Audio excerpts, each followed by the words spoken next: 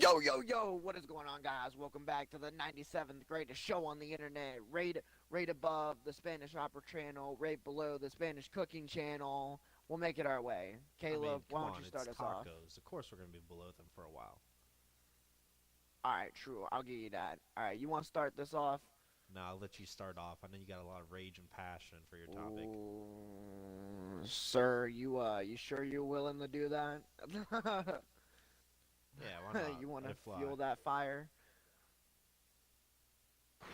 Alright, viewer discretion. I may let off some no words that might get our YouTube video demonetized anyway, so Yeah, it's all 11 okay. of us. We're that low. Alright, call me biased. I really don't really care, and of course I'm gonna be a Bruins fan. Bruins fans are gonna be Bruins fans, but never, ever, watching the Bruins play, watching them live play, have I ever seen a poorly officiated game. That game was so terrible. Like, as soon as the puck dropped, you might as well go to Las Vegas, bet your money on the Maple Leafs to win that game because that's how bad the game was. So many missed calls against the Bruins that should have happened but didn't. So many calls on the Maple Leafs that arguably shouldn't have happened. I will give the Bruins the benefit of the doubt. They were given opportunities that they didn't capitalize on, but not as much as the Maple Leafs. That was one of the worst, especially in a situation where if your team wins, you go on, you move on to the next round, you play another team, like, and you're gonna, ugh.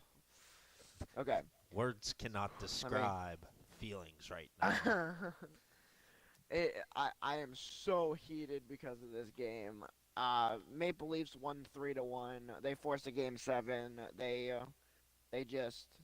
play Wednesday in Boston. Hopefully the officiating will be better, but I doubt it. Like I just if it's even close to better than the game tonight, I will be super happy. I don't even care if the Bruins would lose that game as long as the officiating is better than tonight. Um, what was I gonna say? Mitch Mar- uh, Mitch Marner finally has struck in something. Somebody visited him last night, like after game 2. Somebody visited him, and he's like, "Hey, you're better than this." And Mitch Marner was like, "Yeah, you're right." And he's been going off in this playoffs. But I would.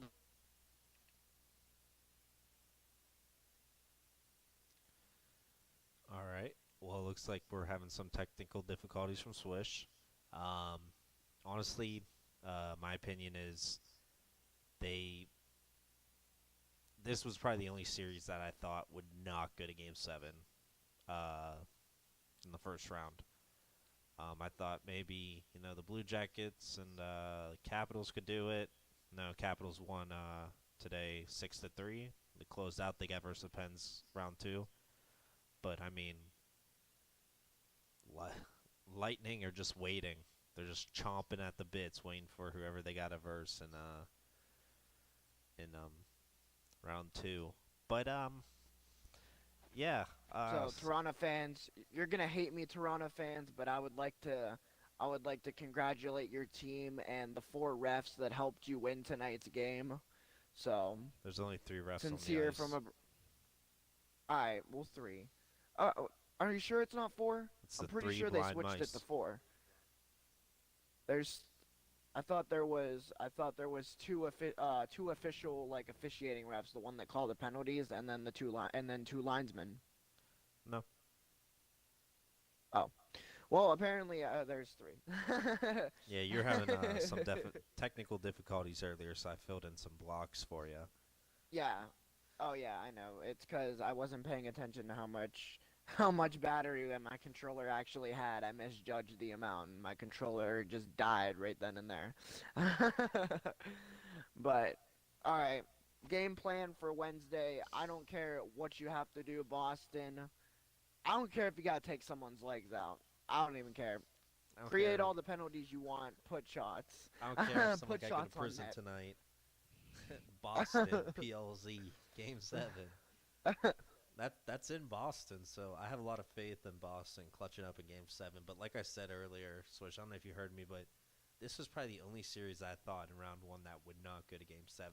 And, the Lightning are just chomping at the bits, waiting for their next victim. And honestly, whoever wins Game 7, wow, they're going to be gassed for the Lightning. Lightning are a great team as it is, but I can't imagine trying to come off a 7 games series in the first round and play the Lightning right away. That's going to be straight out Honestly, suck. though, yeah. I mean, don't get me wrong. Whoever wins is gonna be a little difficult. But also, if you want to kind of flip the spectrum a little bit, it's also good that it's going to a game seven because Tampa Bay finished off their team in five. All they can do is wait. Now, the issue is, will Tampa Bay usually when teams have Like big extended time off. periods amount Yeah. off, yeah, yeah, it's not. It's just it's kind of like that situation. Like, can uh the question will be, can Tampa Bay, you know, regain that momentum that they had going into that series? Um, I don't know. I think the Lightning are too good. I mean, I think they might have a little bit of rust, but I don't think it's enough rust is what you're describing. I think coming off Game 7, like, oh, I would not want to be Toronto or Boston going into round two right now. I think the Lightning are too good. Um, but those were just my personal thoughts. I know you're still heated. Basically, get this man a fire Yeah, I'm extinguisher still. because how hot he is. Um, Oh yeah, it's ah! Yeah, words can't describe it. it's But bad. yeah, let's move on to the next game. Uh, Capitals won 6-3 over the Blue Jackets today. John Tortellini, tomato sauce R us, told us we'd see the Blue Jackets at Game 7. That didn't pan out. Do you think the Blue Jackets oust John Tortellini this summer, the head coach? No, You think he stays? I think he does stay, but I think yeah, I'm pretty confident. I mean, it's hard. Honestly, it's hard to be. It's kind of hard to be the Blue Jackets. I mean, they're not one of the face franchises like say Boston, Toronto, Montreal, Pittsburgh. They're not one of those types of face franchises. They came off an expansion, and honestly, I'm gonna go guts. I'm gonna go gutsy here. If I were to compare a team from any other league to describe the Blue Jackets, honestly, it would probably be the Portland Trailblazers. Not not necessarily. Yes, the Trailblazers have Damian Lillard, but what other what other superstar do you see on the Blue Jackets besides Panarin? I mean, there's a bunch of really good role players, don't get me wrong, but I don't see another dedicated superstar. And even in that situation, I would barely call Panarin a superstar considering this is his first year off of coming out of Patrick Kane's shadow. Um, yeah, I mean, Seth Jones, pretty talented. Sergei Bobrovsky, goaltending. There's a young guy I like. His name's Sonny Milano. Hopefully he develops into something. But what a lot of people kind of forget, William Karlsson uh, was a former Blue Jacket. He scored 6 goals with the franchise. He was supposed to be this huge, superstar that everybody uh, was supposed to like fall in love with, and we were supposed to see like an outbreak. John Tortellini, aka Tomato Sauce, Ravioli, Chef Boyardee, put him as a defensive forward on the bottom of the depth chart. And what that did was that limited any offensive production. William Karlsson this year led the Vegas Golden Knights in points and capped a 40-goal season. So the Blue Jackets right now are probably biting themselves in the butt, just thinking, why did we have to give up this person? Like, Let me let's be completely honest. I'm pretty sure everyone who gave up their player in the draft is biting their butt.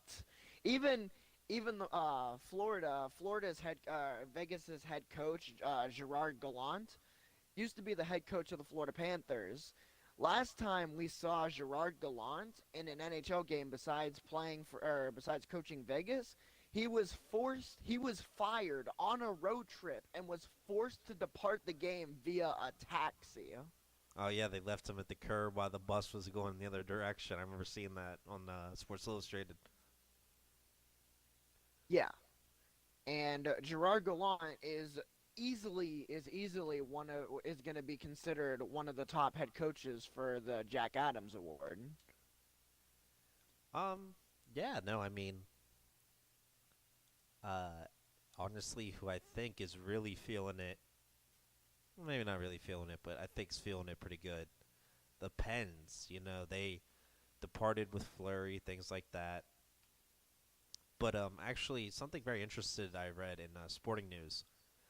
The Pens actually had to thank the Golden Knights for the Derek Brassard trade because right before the expansion draft last summer in June, there was the GM of the Pens and GM of the Golden Knights had a conversation. Said, we'll give you Fleury if you can, if we make a superstar trade and you can like retain salary for us and help us out, things like that. And that's what caused the Ryan Reeves trade to go to the Golden Knights and for the Pens to get Derek Brassard to help shaping out their center down the depth chart. So the Pens can actually thank the Golden Knights for that trade. Which, Really, I actually did not know that. That's actually really interesting. yeah, it was kind of like because the Vegas Golden Knights, what they could have done is they could have asked for like a ton, of potential, minor leaguers or like draft picks in order to like retain the salary of Broussard. And what happened was like they didn't because of that closed door meeting of Fleury going to the Pens. That's how Broussard got to the Penguins, or how that trade was made. Actually, pretty possible. So yeah, Hmm.